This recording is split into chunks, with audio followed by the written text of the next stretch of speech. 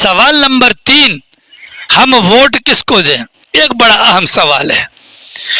ظاہر ہے کہ اس وقت ہمارے لیے منشور کا سمجھنا مشکل ہے۔ ہم تنظیموں کے منشور اٹھا کر دیکھیں کہ جی جمعیت کا کیا منشور، جماعت کا کیا منشور، سپاہ کا کیا منشور، فلاں کا کیا منشور، ایک ایک بندے کے لیے منشور اٹھا کر دیکھنا مشکل ہے۔ اب اس وقت کیا کرنا ہے؟ بالکل اینڈ ٹائم آ گیا۔ اب اس موقع پر ہم نے 2 چیزوں کو فوکس بنانا ہے۔ وہ 2 چیزوں میں سے پہلی چیز ہے، جس امیدوار پر ہم نے اپنا ووٹ کاسٹ کرنا ہے اس امیدوار کو دیکھیں، اوپر سے نیچے اس کے متعلق غور و فکر کریں۔ یار اگر میں اس کو ووٹ دیتا ہوں یہ علاقے کے کام آ سکے گا کہ نہیں ہے؟ بلکہ اس سے پہلے دیکھیں یہ بندہ جس کو میں ووٹ دینے کے لیے منتخب کر رہا ہوں اس کی دینی حیثیت کیا ہے؟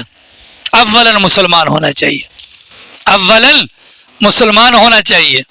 نمبر 2، مسلمان ہونے کے بعد اس کے اوپر اس قسم کا کوئی الزام نہ ہو کہ مثال کے طور پر کسی شرعی احکامات کا مذاق نہ اڑاتا ہو، ایسا بندہ ہو۔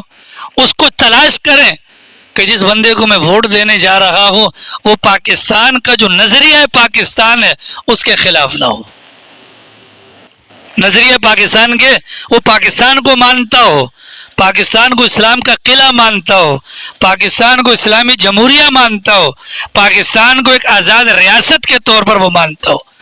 پہلی چیز تو یہ دیکھنی ہے، ٹھیک ہے؟ اور دوسری چیز ہم نے یہ دیکھنی ہے کہ یار یہ جو امیدوار ہے یہ امیدوار زمینی اعتبار سے ہمارے کام بھی آ سکتا ہے کہ نہیں؟ کیا مطلب؟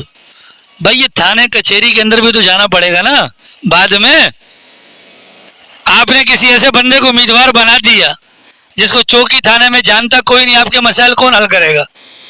ایسا بندہ ہو جس کی چوکی تھانے کے اندر الیک سلیک ہو، ایسا بندہ ہو کہ جیب میں 4 روپے ہوں، اگر علاقے کے مسائل کے لیے عدالت جانا پڑے تو وہ 4 روپے کی بھیک نہ مانگے، وہ جا کر معاملات کو حل کروا سکے۔ ایسا بندہ ہو کہیں پر علاقے والوں کے حق میں مقدمہ لڑنا ہو وہ کھڑا ہو کر لڑ سکتا ہو، ایسا بندہ ہو اس کو ہم انتخاب کریں گے، بھلے وہ ہماری تنظیم کا نہ ہو، بھلے وہ ہماری پارٹی کا نہ ہو۔ انتخاب کس کا؟ جو بھی ہمارے کام آ سکے۔ ہم نے کونسلر برکت کے لیے نہیں بنانا، ہم نے کونسلر امیدوار جو کھڑے کیے ہیں چیئرمین وائس چیئرمین وہ برکت کے لیے تو نہیں ہے بلکہ کس لیے ہے؟ کام کے لیے۔ تو کام کے لیے کام کس سے پڑے گا؟